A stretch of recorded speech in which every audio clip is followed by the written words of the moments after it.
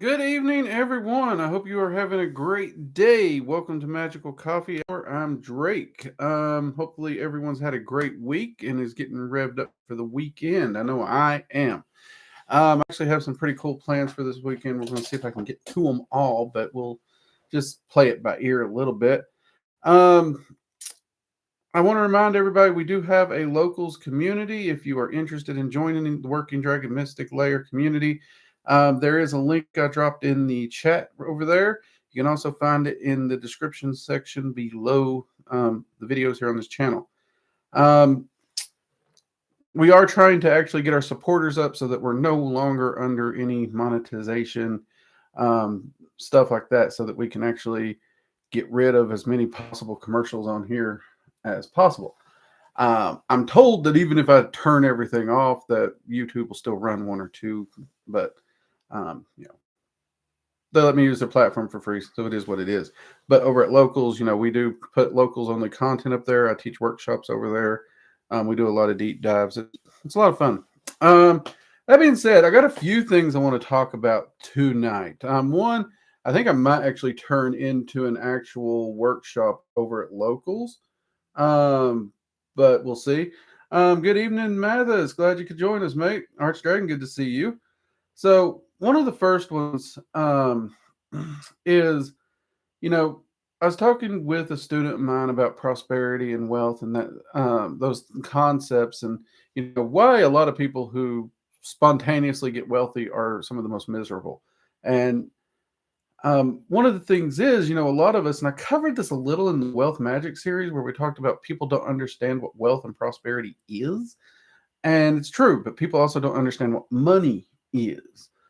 Um, so just having the money isn't really going to help if you don't know how to be happy to begin with. So if you don't actually know what you need to be happy genuinely, what you actually would do if you could do anything you want and actually be happy, um, you can run into some issues. And this is something I'd encourage you very, very deeply to just meditate on it. Because a lot of people's like, well, if I had money, I'd travel, I'd do this, I'd do that, I'd buy this. And I'll be honest, there's not one thing in the world you can buy that's actually going to make you happy. Objects never make a person happy. They're short-term gratification at best.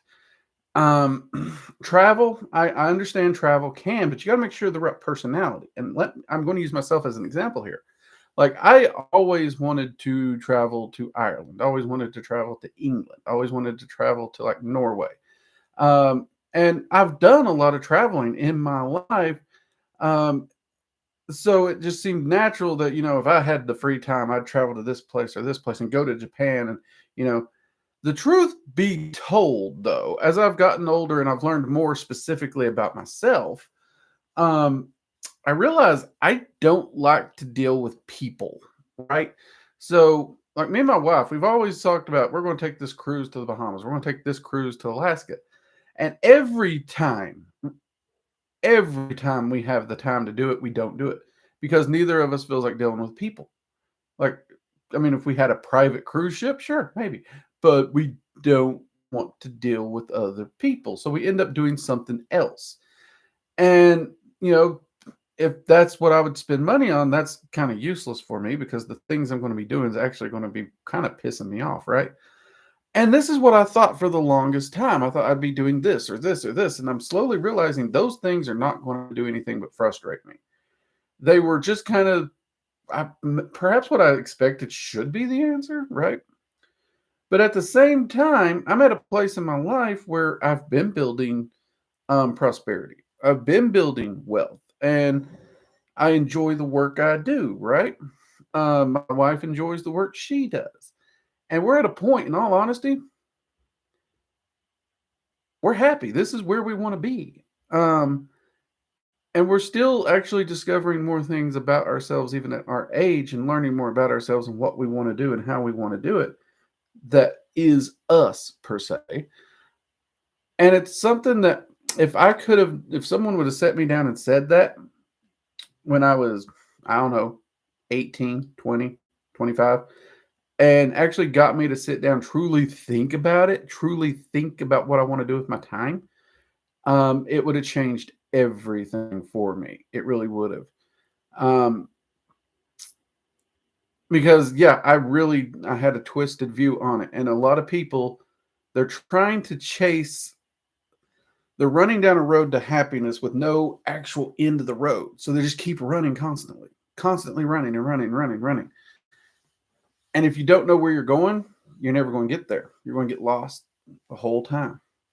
So sit down and think about it, people. I really would encourage you to sit down and think about it, and meditate on it. Honestly, don't meditate on it in the I need 5 cars. I want this. Why do you need 5 cars? No one needs 5 cars. Not saying if 5 cars can somehow make you happy legitimately, like I mean, if you're a race car driver, I can see how that would actually come into play. But sit down and legitimately think about it, what you need to be happy. And like, I know a lot of people I've talked to, retirement is not something that they look forward to. That actually sounds horrible to them because they actually like working, right? If they retired and suddenly sat down and had nothing to do, they'd be the most miserable person. And I've actually seen this with a lot of people who has retired. They retire and they go from being very youthful, spry for their age to just withering away instantly because they're miserable and they seem to have lost purpose in life. Um, so the word retirement's not really a good goal either. I steer clear of that personally myself. Um, but those are just some thoughts I wanted to open up and start with on here. Elizabeth, good to see you as well. Um, but that aside, I'm going to be sharing this a little bit more on locals. I'm going to try and share some pictures of the project as I go on. I started a project recently, and I'm going to be trying to do this. So, and you all know I love to go camping. I love to spend time outside and stuff like that. So, whether it's for meditations or rituals or just getting out and clearing my head, there is something truly healing about being just sitting by a campfire at night, quiet. There is something truly healing about that to me. Okay. Um, and I'm always looking for new ways to get out and camp and do things, and I like to be able to do it somewhat spontaneously if I can. Um, and I try not to like. I love low impact camping. I don't want to take a bunch of junk, right? I really don't. Um, let's see. Mathis, the journey. Thanks for the advice. Something I've been thinking on lately. Definitely meditate on that, man. Definitely meditate on it. BFFS. When you are young, you may have the experience to know what you want and what makes you happy at 20. Would you have liked your life now? The journey makes a difference. I'll be honest with you. In truth, honestly and truly, candid, I wouldn't have changed a single thing. Like, I would have changed what I was chasing, but at no point in my life have I ever actually chased money. Ironically, because I'll be honest with you, when I was in my 20s, I didn't think I'd live to see 30. Um, Hands down, absolute full truth. I did not. 20-year-old me probably never saw himself getting married. um, Actually, 20-year-old me was still wrapping his head around with the fact that he had gotten married. So yeah, if I knew then what I knew now, it really wouldn't have changed my path. I would have still done the same things I'd done because everything I've done in my life, I have done with an actual purpose behind it. Practically every job I worked in some way to try and help my community or to help other people. Um, or some of the jobs I got because they were physical jobs. I wanted to do something physical, and I needed to fill some time. So I took those jobs. It's weird. I'm not saying this is everybody. I'm not saying this is everybody. I could definitely be the odd duck in the pond on this one. But if I had the knowledge I knew now and went back, I wouldn't change a damn thing. I really wouldn't. And that's weird because it is what it is. Because I'm very happy with who I am. And I've enjoyed the journey all the way. Absolutely enjoyed that journey. And I wouldn't trade that journey. And that's the ups, the downs, the hospitalizations, everything. I wouldn't change it.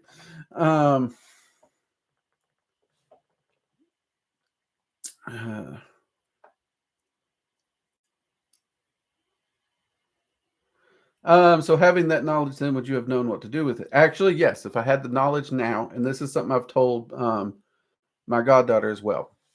Had I had that knowledge, there's a few things I would have done differently, but it wouldn't have changed my journey in any way.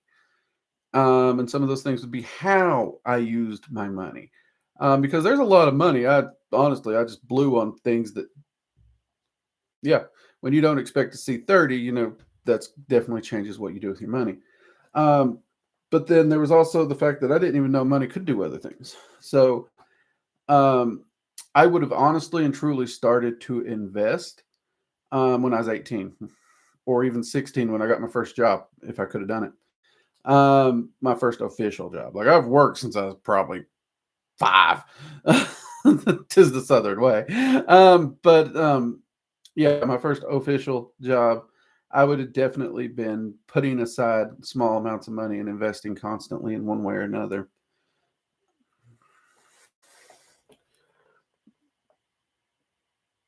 Oh, it's definitely interesting to think about. And that's actually one of the things I have meditated on quite a bit is would I've changed anything in my life?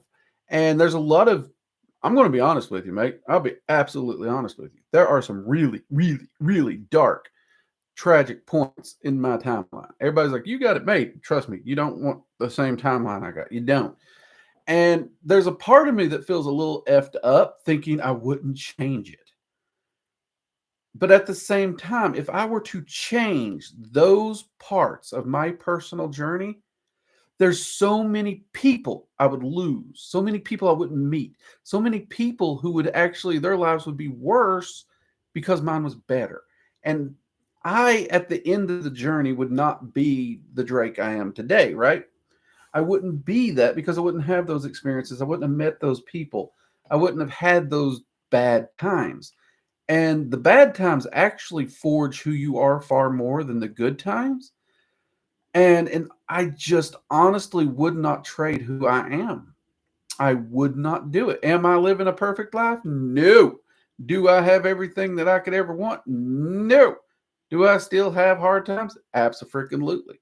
I think last coffee hour, I told you all the fact that an old injury flared up and I basically hobbled around here like I was on one foot. Um, I wouldn't change it. I really wouldn't change it. But I'm not going to say that was easy to come to. Like that took a lot of meditation, a lot of shadow work and stuff like that to really get to the point where I'm looking at who I am, looking where I've come from, and I looked through all the good, the bad, the ugly, the nasty, the horrible, the traumatic, and I said, you know what? It's been a hell of a ride. I really have. It took a lot to get there. Um, People are so quick to undo the negative, to undo the darkness, to run from it, to flee from it. And they don't realize that that is actually one of the most powerful things to forge us into being the good people we can be. So, yeah, great question there, BFF. Also, if you are here, give us a thumbs up. It does help us a lot. Okay. We are trying to do 2 coffee hours a week now these days. So hopefully more people will catch on and start joining us. But give us that thumbs up. It does help that pesky algorithm monster or whatever you want to call it. That way more people can find the videos, more people can find the channel, more people can ask questions, more people can help, all those good things. And one of the things, like I did bring this up, is because knowing yourself, knowing what your goals are, knowing where you're going, knowing what genuinely will make you happy. Those things are part of understanding yourself and self-empowerment and self-mastery. Because in order to master the self, you need to know the self and you need to know those things, right? Truth be told, like right now, I got a lot of crap in my house that I'm just getting rid of. I am getting rid of it because all it does is sit and collect dust. At one time, I bought it thinking, hey, this is going to be great. I'm going to do this with it. I'm going to do this and this. And it just collects dust. It's absolutely useless to me. Not saying I'm giving up things because I still like things, but those things, I have no use for them. So, yeah, I'm getting rid of a lot of stuff. Books, statues, furniture, doodads, knickknacks, getting rid of it. Things like that. Let's see. Let's see. Mathis, hearing that from you over the course of your videos has honestly done me a lot of good and teaching me not to regret the bad times in my life. I'm very thankful for that. I'm glad, Mathis. I'm really glad. Look, hands down, life is going to have ups and downs, right? Everyone has good days and bad days. Contrary to this belief that there's like this posh society that never has a rough day, everyone has problems. No matter where you're at on the spectrum of life, financially, mentally, emotionally, everybody has good days, everyone has bad days.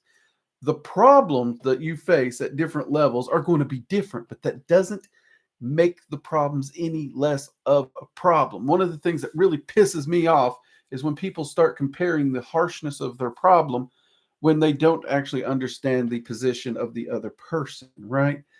Um, so yeah, everyone has those good and bad days, and we need to understand that.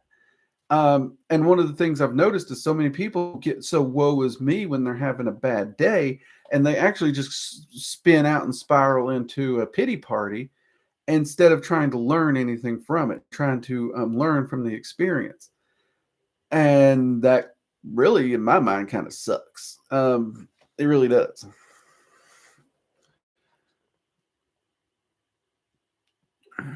So, but anyway, back to the camping. Sorry, that was a great question. Had to totally take that question.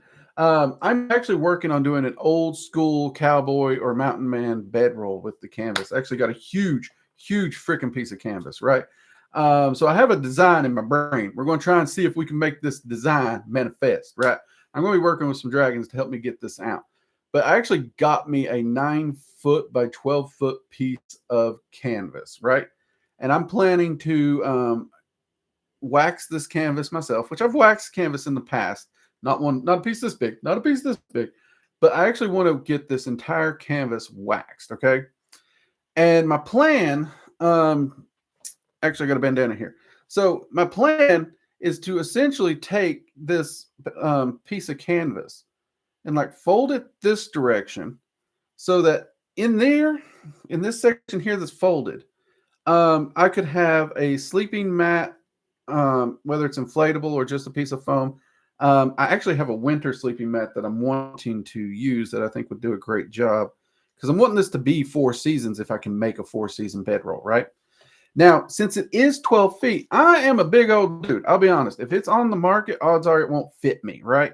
In fact, every market bedroll will not fit my shoulders or my length. Even if I lost all the weight, I won't fit in the thing. So that's one of the reasons I got the big canvas, but I got more than I needed because I got a plan. Listen to me here. So what I also plan to do is fold up the foot, creating a foot box. I don't know if I'm going to sew it. I don't know. I kind of like the idea of not sewing it. But by folding up the foot box, anyone who's ever gone camping, if you slept on a pad and you're not in a tent or something, you know that those pads like to run away from you. So having that being able to fold up will kind of keep my pad from running away. But now I would have this entire section over here that is waxed that would fold over. And it would actually fold over me more than it needs to, right? Because this would be me and this is some extra length, which means I'm now under, my head's fully covered, and I've got an extra length running off that is nowhere near me. And I'd be under that waxed canvas. And that waxed canvas should entirely keep me dry. And if I got the sleep pad and I put in 1 or 2 wool blankets, that should be easy. 4 seasons. I could just, well, honestly, you don't need the wool in summer, let's be honest. But it would allow me to do that. And I have a super lightweight tarp that I just got that I could actually roll up when I roll this thing up. Because I don't know if you know this, you can actually make your pack out of one of these bedrolls. So I can roll some gear up with it and that tarp. And I could actually pitch just either a wedge or a baker's style tarp shelter. And I would have coverage basically on all sides at any point. And I'm thinking, and all I'd have to do is seriously just grab that bedroll and go, right? Um, and that's also going to give me ground cloth to sit on, stuff to work on, so I don't have to worry about the weather. Um, so my idea is to try and put this thing together and see how it works. I might try to get some video on some of the things I'm doing, some of the techniques I'm using, and might even, some of the stages, might get some photos. But I'm going to be posting on Locals what I'm doing with this because this is one of the things that I think is lost. Like I know a lot of practitioner who's like, I can't get out in the woods. I can't do this. I can't do that. Camping doesn't have to be expensive. Like, I don't care if you go and rent a campsite and just drive up in your car and sleep in the back of your car. I don't care, because you can still get out in nature. You can still spend time by the fire, and you can still relax. That's fine. Or you can camp in your backyard. I know people who's done that. But some of the older skills, like a simple bedroll to just throw down and be able to be out in the woods under the stars or something, a lot of people don't even know how those things functioned or worked or was made. And I think this is one of those things. Like, I've always loved the old cowboy camping concepts. I absolutely did. I used to do it quite a bit when I was younger. Me and several of the guys used to do it. And yeah, I'm just really looking forward to this. And if you were to pair this, like, I do have a camping pack, a more bushcraft style pack where it's a backpack. If I were to pair it with that, well, that's just luxury street for a guy like me. So we're going to see how I can do this, right? We're going to see. And I will be sharing it with y'all, because I am hoping to be able to get out in the woods and possibly get some footage. Like, there's a weird law I'm still looking into where they stuck me, where about video footage in the state parks. Like, I don't know if I'm going to be allowed to use it or something. It's like weird shit. If not, I may have to do nighttime videos just in the backyard and show you how I got my setup or something, or get some photos when I'm out camping, and share those, because people have weird stuff. Laws are getting weirder. So yeah, there we go. Let's see what we got. Some comments in here. Scrimps, good to see you. Glad you can make it, mate. Let's see. Howdy, Mathis. Good to see you. All right, there was a message there, and it looked like it got retracted. All right. Zero Bats, hello, good to see you. Immortal, good to see you as well.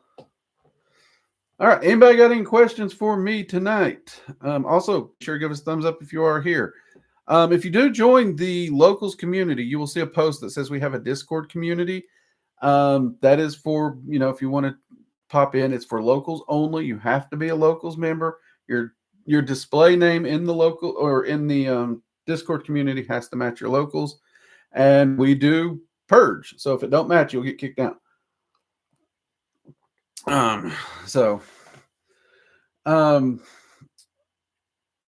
But I will admit the Discord's not as active. I don't think a lot of people's using Discord anymore. I think Discord's, and I understand why. Don't get me wrong, I understand why. But even without the Discord, the locals comes with a lot, and I mean a lot, of perks and fun that we're doing. Immortal himself actually shared a few recipe videos. I'm going to be sharing some more.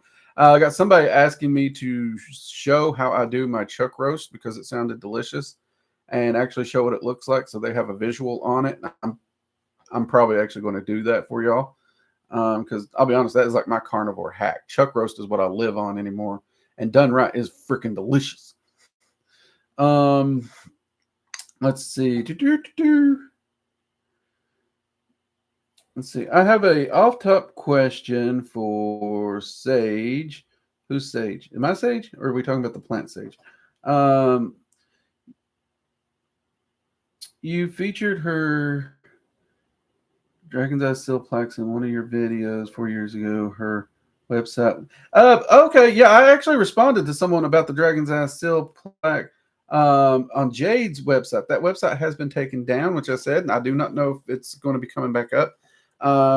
There was a lot of family issues, some equipment issues. There were things that happened. Those sold really well while they were there. They are gorgeous. For those who did get them, take care of them, because I don't know if they're coming back. We do still have Dragon's Eye Seal tapestries and portraits at the Teespring shop. You can still get them there, but it's not the engraved plaque. And I think mine's in the other room, so I can't even show that. Dang it. But that's okay. So we do still have those available if you want them, but it's not the plaques, unfortunately. I do apologize. As to when, I don't know. At this time, I know that Jade has a lot going on, and I do mean a lot. That's one reason she's not been around for a lot of coffee hours. She's doing well. She's prospering. Her growth and prosperity is just going. She's doing some amazing things. Oh, that's right. We do have the neck gaiters too. We got neck gaiters with the dragon's eye seal. Actually, we have aprons too for anybody who wants an apron. Um, so, but no, the currently the engraved plaques are not available. The website did have to get shut down for some things, and it's not my business to tell her business. You know what I mean? The best I can say is Jade is doing well. She is prospering and she is kicking ass, both in her magical practice and in her daily life. It's just the roads turned in directions she didn't see coming, but I'm proud of her. Um, da, da, da, da. Do you have work with Greek? I have worked with the Greek pantheon some, not a lot. Most of my work with the Greek pantheon has been with specific deities. I've worked with Hermes some. I've worked with Zeus. I've worked with Hera. A lot of my work, honestly, was with like Hades. He's one of the ones I worked a lot with. There was a point where I was working with Dionysus. I am a bit of a home brewer, though I haven't had alcohol in a very, very long time. Uh, got a few like home brewing recipes I got in my journal that I've wrote down that I'm wanting to try, but I'm going to try and hit my weight goals and health goals before I do that. That's why I wrote them down so I don't forget. But yeah, I've worked with them, many of them off and on. It's not like I've ever done a deep dive into the Greek pantheon. A good chunk of some of them, like Aphrodite and some of the others, I did work with mainly because of clients, for clients, or whatnot, which I really have gotten to the point where I don't like playing intermediary with an entity and a client. In fact, I've actually kind of got to the point where I rarely take clients anymore. So it's, yeah, but I have worked with them. Let's see, Mathis. I love camping and have been wanting to try cowboy camping for a while. Sadly, haven't camped yet this year. Well, stay tuned, Mathis, because I am going to have this bedroll finished before Christmas if I have my way. That means if you want to try and make this, you can, and you can put it together and get it ready for spring. The canvas I used is actually a 9x12 painter drop cloth that ran me, I want to say 12 or 15 bucks. So compared to like some of the canvas bedrolls that you'll see that start at 200-300, we're already starting way cheaper. Okay, so keep your eyes out. I'll share it with you, man, because as a fellow lover of the outdoors and everything, and someone who's interested in cowboy camping, I think you'll enjoy this. I'm just hoping it works. There's a few different ways I could go with it. I know I could do kind of a wax and mineral oil combo to create a softer canvas, but I actually am going for the hard rigidity of a full wax canvas. That's what I'm going for because I want that extra protection, that extra stiffness. Even when I pull it over me, I want that stiffness to hold it in place. So that's why I'm choosing to go full wax on this.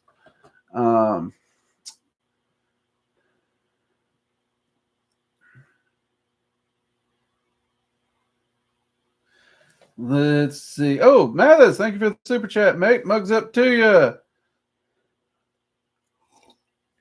Over the last couple of weeks, a lot of people haven't heard from in a while have been reaching out to me. Your thoughts, and could it be a significant shift? You know what? It's weird because I have noticed there's times and places in my life and in others where at random people will start reaching back out, trying to reconnect. I try to take each instance on its own, right? Like if let's say my buddy Hub. Okay, I love Hub. Hub's a great guy. I ain't talked to Hub in 20 years, probably. So I don't know who he is today, but I remember who he was, right? So let's say my phone rang and it was Hub. Okay. So if my phone rang and it was Hub, I would talk to him. I'd see how he's doing. I'd see what he was up to. And if he wanted to hang out, if he wanted to go camping, if he wanted to connect, I would try and set up the time. I would take it on an individual level. I really would. Even as a magician, I'm just going to take it on an individual level. I don't care if in that same week, 5 different people from my high school, which by the way, I haven't talked to anyone in my high school since I graduated high school, and that was stone ages ago. So I don't care if any of them. I would just take it one by one, and I would talk with them. I'd let them know what I'm up to. I'd see what they were up to, and I'd see if they wanted to connect, see what was going on. Now, if they're just after money, I'm not going to give them another 2 minutes of my time. It's like, oh, look, I need money, blah, blah, blah. Yeah, okay, of course. You call when you need something, right? Click. Um, I would just take each instance one by one. Now, would I look at this as a larger thing? I don't think I would. I really don't. And here's why. There's a pattern. Okay. A lot of people want to note that all patterns fall under certain metaphysical events, blah, blah, blah. And some of them do. Some of them do. We talk about the Saturn returning, right? I can't deny that most people around 25 to 30, which is right about the time astrologically on your chart, your Saturn's going to swing back through and say, hi. Most people's life goes to shit. And that's because, you're youthful, you're going through, you're trying to build up things and you're doing stupid shit and it just falls apart and you essentially have to rebuild. It happens to a lot of people. How it falls apart is different for everybody, but everything just kind of goes to pop for a while for most people. And they call that, it does weirdly line up. So something to it. However, with this, I've noticed that this is more, this happens a lot. And I see it in communities a lot.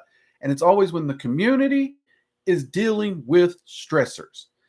And this can be elections, this can be times when, international conflicts are stirring up, when uncertainty or stressors of some kind hit a community or multiple communities at one time.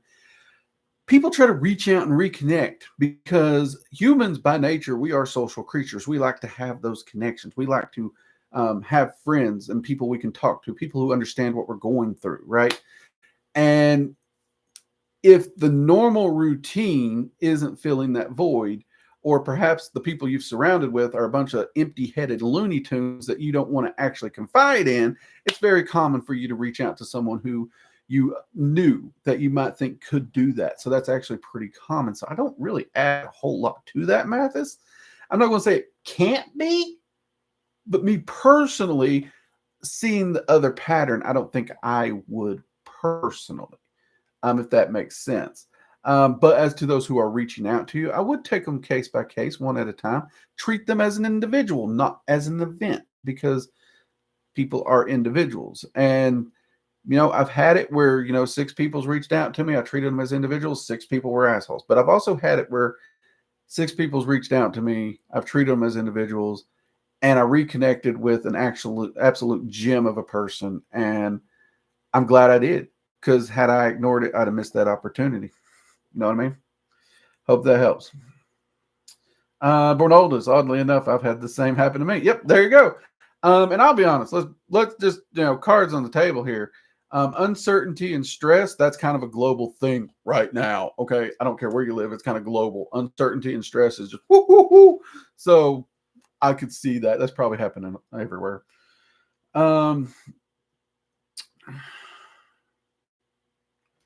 Let's see. Mathis, yeah, and I don't get on. Yeah, I don't use. It's weird. I know because I'm a YouTuber. You're supposed to be on social media. I don't really use it. Facebook screwed our Working Dragon Mystic channel over, so I don't even go to Facebook. Yeah, I don't actually have a social media outside what I do for Working Dragon Mystic, which is here on YouTube on locals, and I have a Rumble over there. I don't use it that often. I'm trying to use it more. I don't do social media. I'm that person, like, if you want to contact me, contact me. Don't,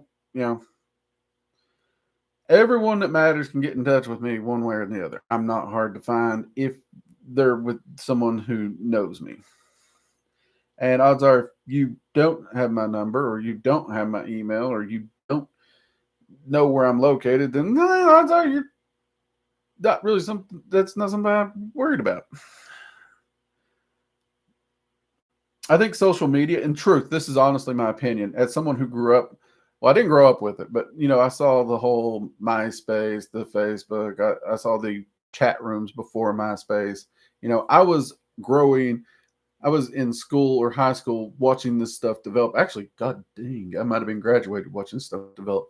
I'm old. Anyway, and I was tinkering with it, but I honestly and truly, genuinely think social media does not make friends. It dilutes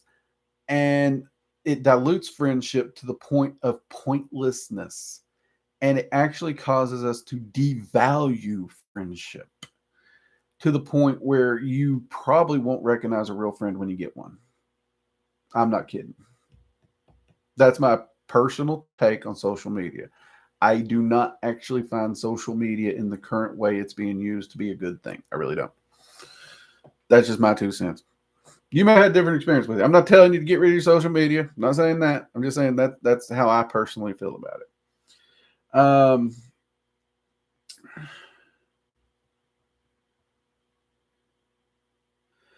Could be people feeling the need to have resolution and closure. It could be. I'll be honest. Anyone who's ever needed resolution or closure who's contacted me regretted that, because I will not cut you out of my life until you've done something bad. And when I say bad, you don't get a second chance. Period. Not happening. Not happening. You're dead to me. So no, you're not getting closure. I won't give it to them. If you can't deal with it yourself, don't call me. And I can honestly say there are people who have effed me over, and I even attacked very lifelong dear friends of mine. And when they saw what I was doing here on YouTube and how successful I was, suddenly they wanted to swim back into my life and be like, "Oh, I'm so sorry. This misunderstanding. Fuck off, bitch." Yeah, there's no second chances with me. I honestly and truly believe closure comes from yourself. If you need to deal with something, deal with it in shadow work. The other person, leave them out of it.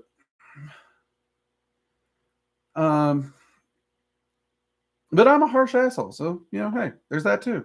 And I've said on here before, I'm not religious, I'm not spiritual, I'm Drake. To the more spiritual, more religious, I understand forgiveness, and all that stuff. I get that. That's just not me. And the few times in my life where I've tried to do it the other way, all I did was get burned. So I'm done.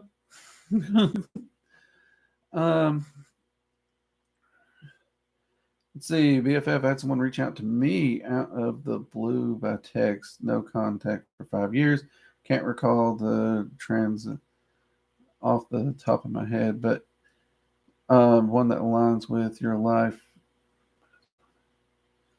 14 years ago. Yeah, different people can have different terms and whatnot. I've had people do that. There's one individual, they reach out to me about every 5 years, and they'll chat with me like just friends, but inevitably it ends the same way. They pitch some business deal that they want me to invest in because they still haven't got their lives together,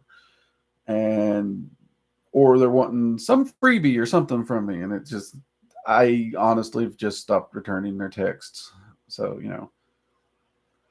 and as to people connected in life or past lives, I honestly have seen nothing to make me believe in that personally. Every bit of research and everything I've done on it, and it's just come up with no good results. Which is why I don't put a lot into horoscopes and signs. I really don't. In fact, by and large, I think most people use horoscopes as an excuse. I have literally punched a motherfucker because they did something and it's not my fault. I'm a Scorpio. Fuck you. No, you're an asshole. No, you're a jerk. No, you're an awful human being. It's not because you're a Scorpio. It's not because you're an Aquarius. It's not because whatever random sign you want to give yourself or you were born under. It's because you choose to be an awful human being. Congratulations. I honestly make a point, like if someone uses something like their horoscope or something like that as their identity, I just ignore them entirely. If you have so little individuality in your life that you have to use something like that as an identity, go away. If you have if D&D is your identity, go away. Cowboy, I'm a cowboy. That's your identity, go away. Don't care what you are. If you want to use those things as your identity, I ain't got time for it. Because if that's the only thing you got, you're not doing something.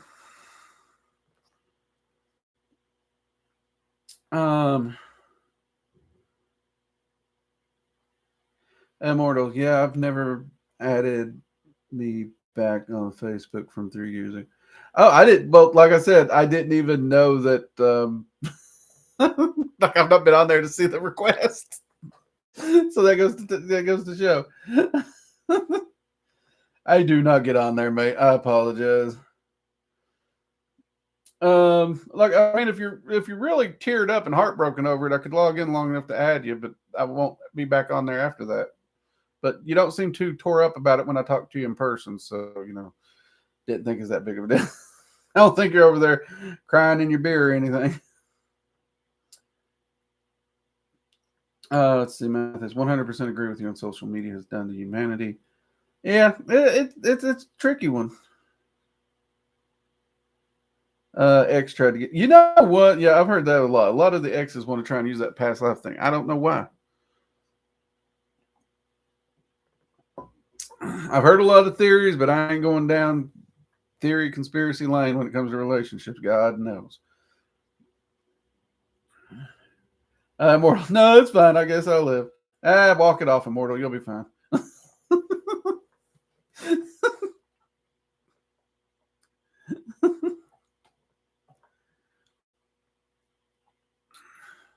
So here's a question for you all. What do you like to do to get out in nature and spend time with nature for your working? Or, and you can answer this both in the chat too. What prevents you from being able to get out and spend some time in nature? Okay, let's see if we can get that, because I honestly do believe that nature, though I might not be the traditional, as my friend Nitro calls it, hippie-looking magical practitioner, witch person, and I'm definitely not. I don't get it. Most of them don't get along with me, but and I'm not knocking it. Know plenty of them that are good friends, but it's also, I do think as humans, having the ability to get away from the modern world, unplug, and time to yourself is important, because there's so much just social media, computer, streaming. You're never alone with your thoughts, right? You're never really truly alone to think, recharge. And we did a challenge a few years back. We might do it again, actually, where I challenged everyone to completely unplug from tech for 1 week, just 1 week, and see how it would go, right? And at the end of that week, so many people, it was like, this was freaking amazing, blah, blah. And a few people's like, hey, Drake, since, you're doing this, why don't we challenge you to do a month? I was like, well, first off, I'd have to disappear for a month. But I'll admit, technology's been around. Could I unplug for an entire month? I actually questioned that myself a little. But the week, I didn't have much trouble with the week. I was able to unplug for the week. And I did enjoy it. Let's see what we got. See if we got some answers in here. Immortal. Love to make campfire with a good drink and some food. S'mores for dessert. Good s'mores over a campfire is a great way to go. Not going to knock that at all. Not going to knock that. I love me some s'mores. And yeah, spending time by the campfire. That's me straight now. For me, by the campfire, I'm making coffee at the campfire. That's what I'm doing. I will have a pot of coffee going.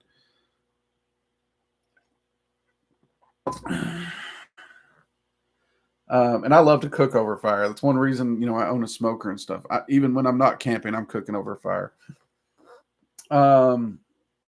Let's see. BFS foraging for mushrooms, medicinal plants. Usually work or family obligations keep me from doing this as often as I'd like. That's legit. I get that. Make sure you know your mushrooms. I've seen people get in trouble with mushrooms. Make sure you know your mushrooms. But I totally get it. Wild edibles and stuff like that.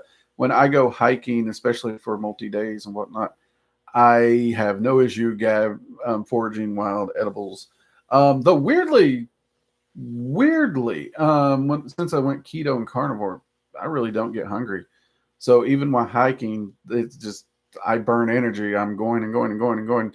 And it's not until I slow down and sit, and it's like, okay, we'll make dinner. It's kind of been nice, honestly. There's not been the need to graze or anything. I've really kind of enjoyed it. Um, uh, Billy, I go to the lake. Oh yeah, I used to love going to the lake. In fact, one of our favorite camp spots, me and the guys used to hang out with, was on a lake. We would park, and then there was a 2 or 3 mile hike from the where we parked through the woods to where the lake was that we'd launch from. And we actually had a little inflatable boat. And we'd launch that and we'd row out to what was essentially an island. It was a little forested bit of spit of land out there. And we'd set up our camp there on that island, and we'd spend a few days usually. Unless we were wanting to do something bigger or stupid like capture the flag, would choose a different location for that. But if we were just going out to camp and do some fishing and spend a night or a couple days, we loved that location. Bit us in the ass once, absolutely. Started raining. We thought we were going to be fine and dandy. We trusted the wrong idiot to make sure the gear was on the high ground. We woke up the next morning. The lake is at our tents, and the gear is gone to Davy Jones. And our ride to pick us up wasn't coming for about 4 days. So we had to improvise for a few days.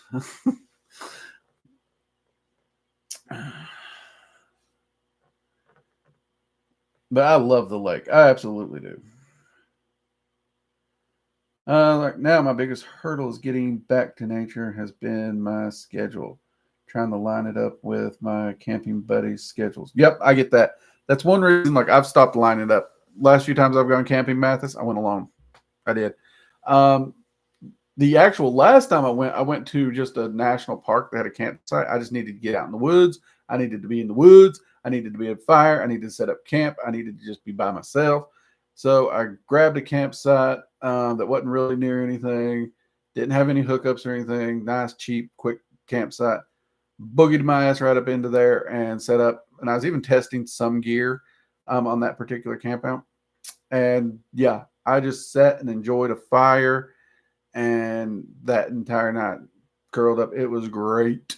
So if that's what you got to do, do it. I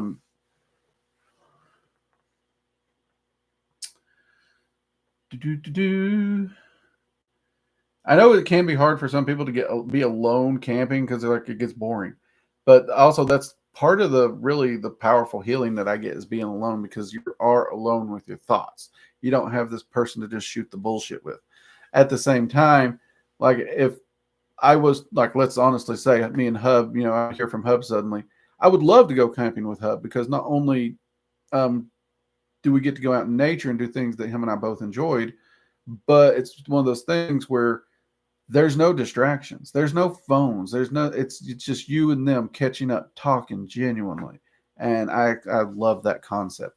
Um, like one of the things I hate is like when people get together and you go to a restaurant and whatnot. You're supposed to be you're having dinner together so you can talk and catch up.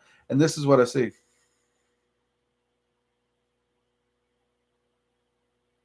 I'll be honest. If that's what I see, I may excuse myself to the bathroom and go home because clearly you're not here to talk to me.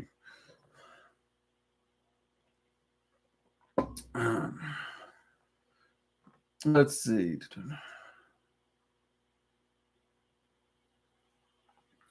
Now that fall's starting, I'm looking to make a weekend of it soon.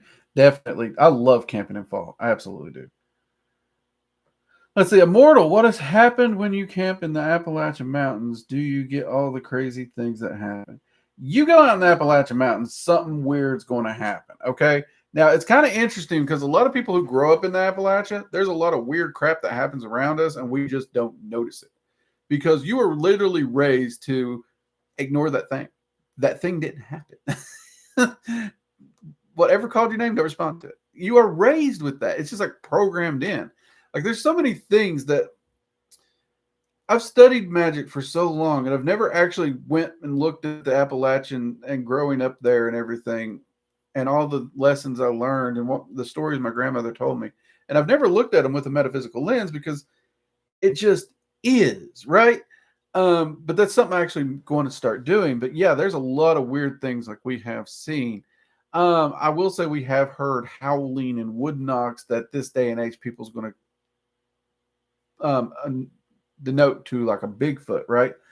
Um, and there is actually a lot of big supposed reported Bigfoot activity in the Appalachian region. So, I mean, that would make sense.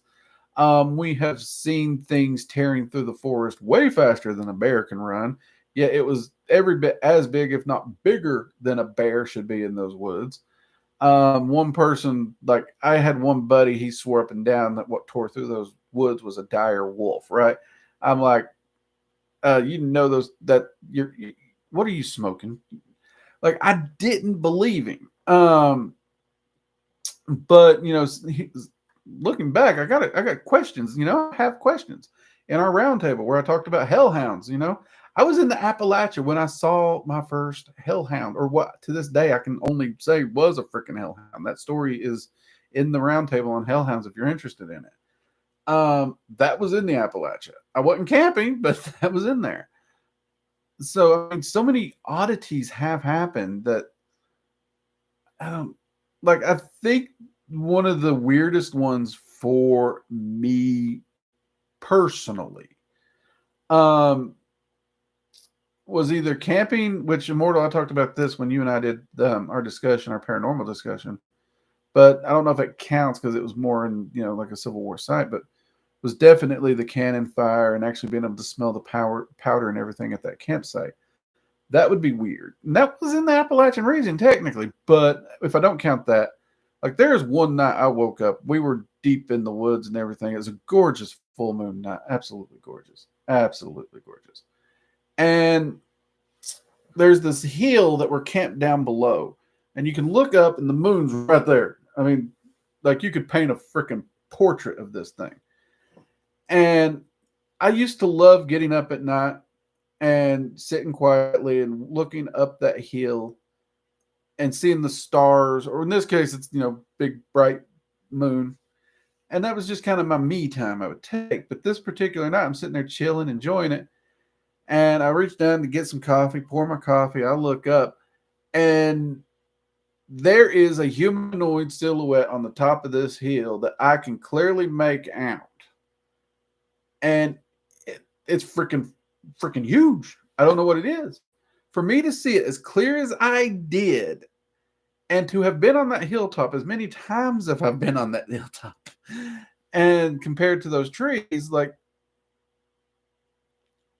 I would guesstimate that thing anywhere from 8 to 10 feet tall, as clearly as I saw it, you know, with that moon as the backlight. Now, could something be playing with my eyes? Yeah, absolutely, something could. But to this day, that was one of the weirdest freaking things. And I was talking to some of my buddies, and one of my buddies actually claimed he'd seen something similar one night when he was out of the camp. To this day, I couldn't tell you what it was. I don't even have a theory what that was. I just know there was a thing. There was a thing. That's what I got. It was a thing.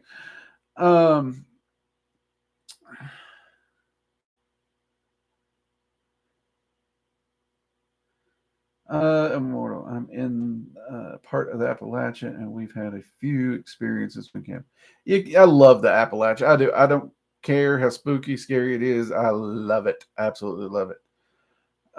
It's one of the things. Like honestly, once I actually do settle down, stop moving around so much, and retire, Appalachia, here I come. I'm coming home, baby.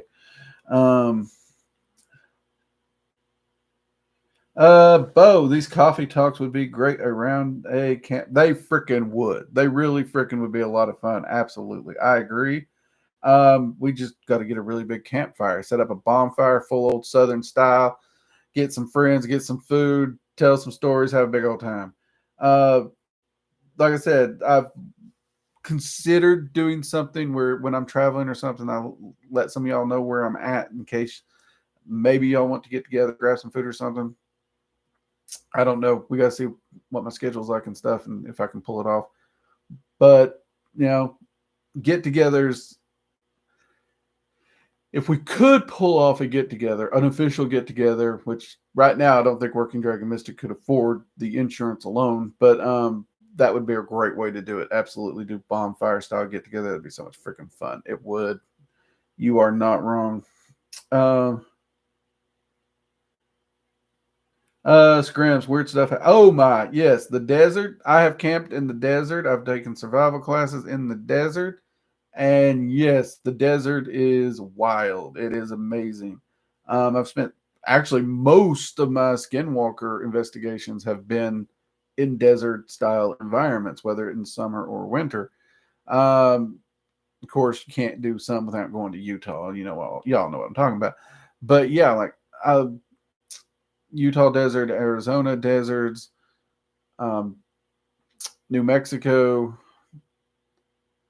Those are like there is desert area in Texas, so I guess that counts because I did do a lot of stuff out there. And I'm trying to think of one where it was just a normal night. And Texas is the closest I can get to just a normal night. And I say just normal because like there was some weird lightning and cloud activity that even the Texan with us like, I don't know, I ain't seen that before. But like weather gets weird. I'm from the South. Like weather changes. Like I've seen clouds come in quick. Like you think the riders of the apocalypse are descending upon your city. So, some pretty clouds and some cool lightning, other than the fact we're on a flat. It was a nice little display of nature, but it was weird. So yeah, I'm with you on nature in the desert. I think nature itself, though, honestly, if we really look at it, we try to paint nature as this loving, caring, kind, compassionate mama figure. And that's just horseshit. It really is. Because if you really look at nature, nature is brutal. Nature is neutral at best. Like it is abundant, it is giving, but it will taketh as well as it giveth. Um, and anybody right now who's in the path of the hurricane, I hope everyone in the path of that is doing fine. I hope you guys are well. I know there's power outages. I wish you nothing but the best. But that is a perfect example. That is perfectly Mother Nature just saying, here, have a hurricane. Um, yeah, nature is just as vengeful and just smack you down as it is abundant and giving. And honestly, if you're trying to understand nature, you have to live within both sides of that concept. You can't just live in the nurturing, blessing, positive concept and think you're going to learn and understand nature. I think that's one thing a lot of people F up a lot. Uh, we need to investigate soon. Hi, Jade. Yeah, Jade made it. Hey, there she is. Everybody say hi, Jade. um, and drums. Oh yeah, oh yeah, oh yeah. Bring some drums. We'll have a bonfire and some drums going. Um, I'm actually restarting my investigations soon. Absolutely include the forest and mountains here. Oh, absolutely, you should. You really should. Like a lot of the reasons I got out of some of the groups I was in is because a lot of the groups were, well, they weren't doing anything scientific to gain actual data. They were just a bunch of idiots in the woods pretending to be looking for things. And every stupid thing was a UFO or a Bigfoot. And it's like, okay, we're looking for evidence. We're not just out here to hear a sound and accuse it of being a Bigfoot. Like, I'm not even lying, people. It's this bad. Like, I went out with one group. They were camping. They were doing some Bigfoot hunting. I'm not even lying here. Like, they were hearing every little thing and jumping, and it was a Bigfoot. I don't care what they heard. It was a Bigfoot, right? And I'm sitting there. It's quiet. They've got their little things on, and I'm like, I'm going to test my theory of just how stupid they are. So I get up and I move around and I position myself. Everyone can see me. It's not like I'm hiding from them, but I position myself just off to the side of their listening thing here. So I'm in eyesight. They can see me. They know I'm in the range of this thing. And I'm sorry, people, TMI or not, I'm a guy. I decided I'm going to sit there and I just rip the biggest fart I could fart. I didn't try to sneak it or nothing. And I kid you not, they blamed Bigfoot. They blamed Bigfoot.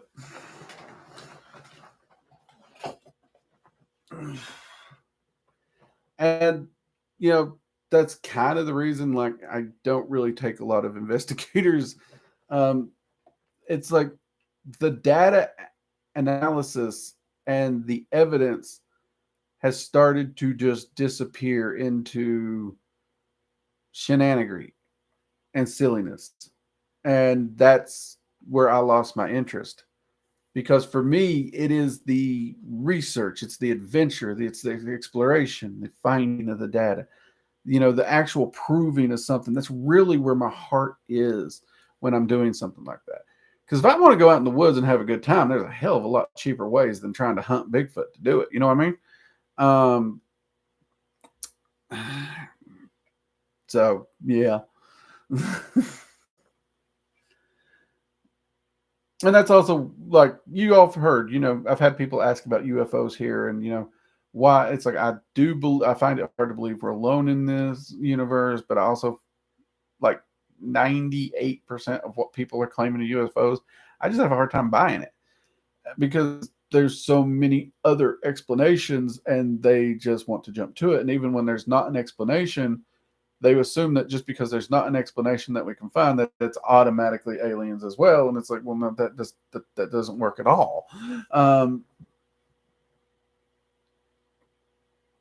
I go at it from a very science research perspective, where this day and age, people are approaching it from more of a faith-based concept. It's like, I already believe it, so I'm just out here to reinforce to myself.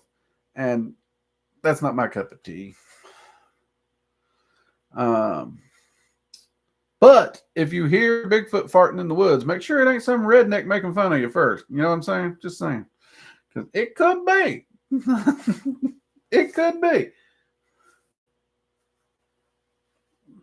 It could be just some redneck in the woods farting, making fun of you. It could happen. It has happened. Yeah, we're getting ready to wrap up. But one thing, like, when we are, for those who, like, I honestly think Bigfoot's plausible. I really do. But one of the things that I also like to do and ask people, like, people do the howling blast and the wood knocking, right?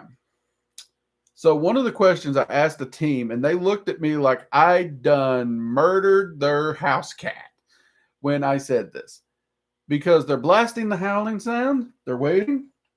They're getting a howl back. They blast. They get a howl back. They blast. They get a howl back. Oh, they're excited. They're hyped up. And I was like, question. That howl sounds almost identical every time it returns. And it's like, that's right. We're getting an answer. It keeps saying the same thing. How do you know it's not another person looking for Bigfoot with a howl blaster and you two's just blasting back at each other thinking you're a Bigfoot? We got wood knocks earlier. Okay, if there's another Bigfoot team out there, wouldn't they knock back? See, you got a problem here. You contaminated your dad. Boy, they didn't like me for that one. They did not like me for that one.